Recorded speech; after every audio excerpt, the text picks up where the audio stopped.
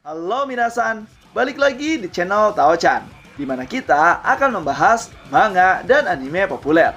Tapi sebelum itu, silakan minasan klik tombol subscribe dan nyalakan lonceng notifikasi agar minasan tidak ketinggalan info terbaru dari Sensei. Bila sudah, mari kita berangkat dan tancap gas!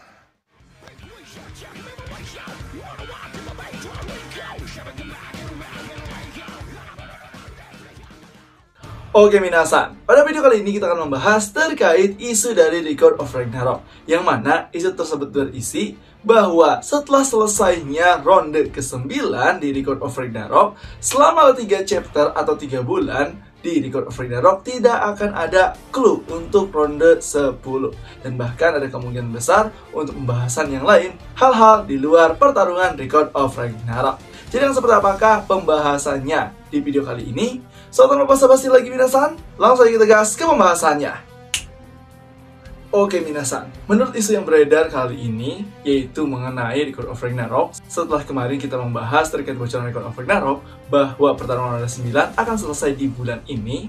Nah, dari situ ada isu yang muncul lagi.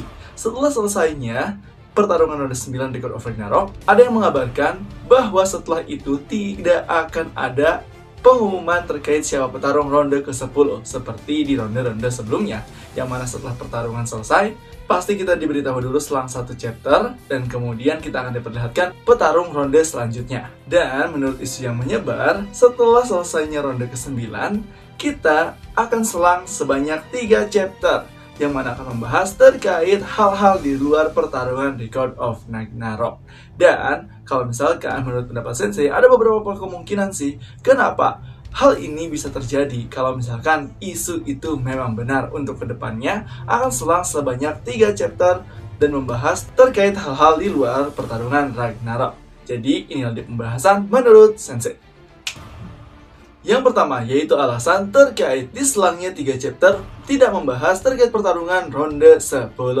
Nah, untuk alasan ini sudah jelas bisa kita lihat bahwa pertarungan di Record of Ragnarok dari sini makin ke sini makin menjenuhkan, dan itu saja yang dibahas, dan bahkan pertarungannya hampir mulai tidak menarik lagi, yang menyebabkan pada ronde 9 ini pertarungan sangatlah dipersingkat. Dan bisa jadi untuk mengatasi kejenuhan para pembaca Record of Ragnarok karena disuguhkan pertarungan yang itu saja, maka di sini di 3 chapter ini akan membahas terkait hal-hal di luar pertarungan Ragnarok, bahkan akan ada beberapa konflik di luar Record of Ragnarok menurut Sensei ya, untuk lebih meng-up lagi Record of Ragnarok di mata para pembaca. Sehingga ya gitu akan booming lagi, lebih seru lagi, dan akan langsung mulus masuk ke pertarungan berikutnya.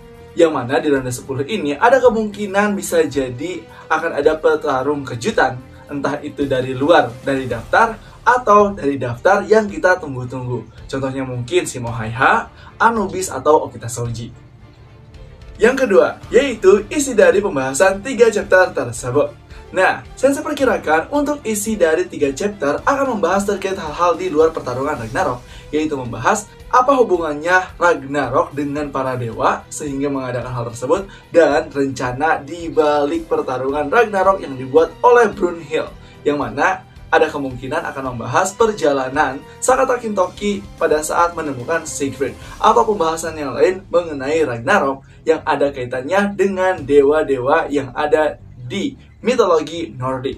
Contoh Thor, Odin, Loki, bahkan ada kemungkinan Dewi Hela pun bakalan disorot untuk menjelaskan apa esensi Ragnarok sesungguhnya. Dan bila hal ini terjadi, maka akan ada potensi munculnya karakter-karakter baru di luar list daftar dan di luar ekspektasi yang kita tidak duga. Dan bahkan ada kemungkinan akan ditampilkan tokoh dewa-dewi yang lain, bahkan ada umat manusia yang lain juga yang disorot yang akan berkaitan dengan Ragnarok tersebut. Ya seperti contoh pada saat itu yaitu Hades. Dia sendiri tidak ada di daftar dan bahkan malah menjadi petarung di ronde ke-7 melawan Qin Shi Huang. Kemudian juga siapa yang tidak diundang yaitu Dewa-Dewi India. Lalu Siegfried yang tidak ada di daftar, malah dia menjadi salah satu tokoh yang penting yang akan menjadi pembahasan di Ragnarok berikutnya. Jadi buat kalian semua yang haus akan husbu baru atau tokoh yang baru di Ragnarok, ini akan terjadi. Dan ada kemungkinan juga bahwa kita akan diperlihatkan kondisi-kondisi para petarung sebelumnya. Seperti yang kita tahu, bahwa sekarang ini yang mengalami kondisi sangat kritis adalah Dewa Shiva dan juga Qin Shi Huang, yang masih belum tahu nih bagaimana kabarnya.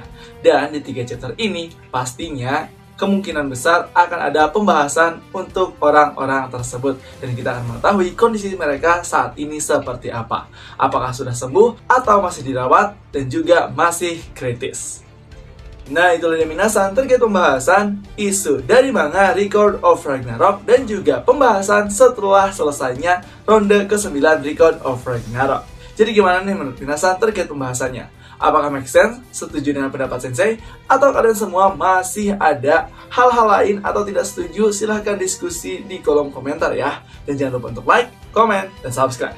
Selalu tetap saksikan di channel Taochan agar minasan tidak ketinggalan informasi terbaru dari Sensei. Sekian dari Sensei, and bye-bye.